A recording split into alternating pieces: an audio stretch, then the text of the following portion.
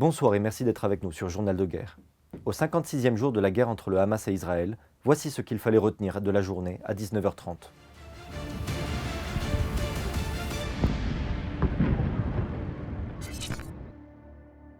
Nous commençons avec la frontière libano-israélienne, où une femme et son fils ont été tués en fin d'après-midi dans un bombardement israélien à Houla. La ministre des Affaires étrangères française, Catherine Colonna, a pour sa part évoqué une situation entre Israël et le Liban plus grave qu'en 2006.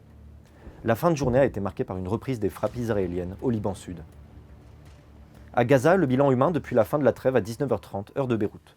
Le ministère de l'Information de Gaza a annoncé que depuis la reprise des bombardements, 109 Palestiniens ont été tués, portant le bilan à plus de 15 000 victimes depuis le début du conflit. L'Office de la diplomatie gazaoui a en outre communiqué le chiffre de 35 000 blessés, ainsi que celui de 7 000 disparus depuis le 7 octobre. L'armée israélienne a appelé les habitants de Khan Younes à aller vers la ville de Rafah, dans le sud de la bande de Gaza, dans des tracts largués vendredi par des avions israéliens. Concernant l'accord sur les otages, il reste actuellement 137 Israéliens toujours retenus depuis la fin de la trêve dans la bande de Gaza. Cet après-midi, un Israélien de 84 ans a été tué en captivité. Le secrétaire d'État américain Anthony Blinken a déclaré en marge de la COP28 à Dubaï que les États-Unis restaient entièrement focalisés en vue d'obtenir le retour de tous les otages chez eux, ainsi que leur libération. Le secrétaire général de l'ONU, Antonio Guterres, a pour sa part regretté profondément la reprise des opérations militaires à Gaza.